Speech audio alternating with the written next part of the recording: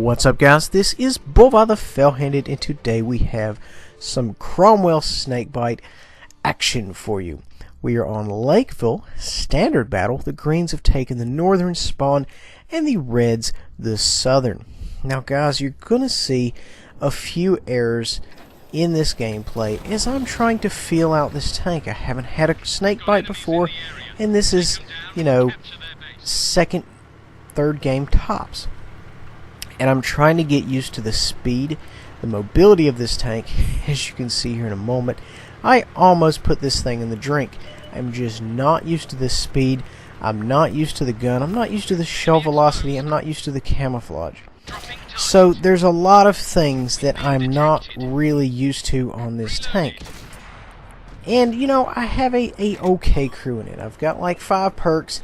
It's far from ideal, but I kind of have to use what I've got. Now, I've heard a great number of things about this tank, and while I am, focusing on light tank duties, at the same time I am a medium player at heart. I don't necessarily just want to spot things. I want to go out there and do some damage. Which, you'll see a lot of the good light tankers kind of do the same thing. Now, that being said, you're going to see me miscalculate some of my rounds due to velocity. Like I said, my idea, my let's say knowledge of your medium tanks is coming from, my tier 10 tanks. Or, perhaps even some of my 8 lights. And the velocity, everything is just 100% different. And so I'm kind of basing that off of my knowledge off of that. So I'm kind of having to relearn here. And I haven't played a whole lot of games in this tank yet. And what I want to do is I kind of want to try to film every other game I play in it, so we can kind of see the changes in what's going to happen. Now, on this tank, I am running a rammer, a GLD, and optics. That's kind of your preferred method. I know some people prefer to do passive spotting in the Snakebite or in a light tank, period. That being said, the light tank retains its camouflage factor. Any light tank retains its camouflage factor whether it is moving or stationary. So they have extremely high camouflage factor, and if you can kind of skirt the outskirts of the confrontation there, you can kind of really light some stuff up. Okay, so moving on. Enough about me trying to discover exactly how to run this tank. Let's get to the game. So I am on the mid. I was on the mid. I'm repositioning, and I was kind of putting fire, taking shots of opportunity.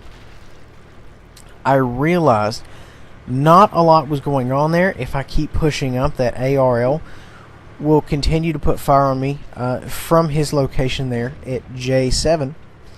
Not really wanting to see that happen, I decided to reposition here. I've got some good shots at this T-34-85, and I'm shooting just straight AP, not really having to worry about going to APCR, although I would recommend loading a generous amount of that, simply for the fact that this vehicle lacks penetration.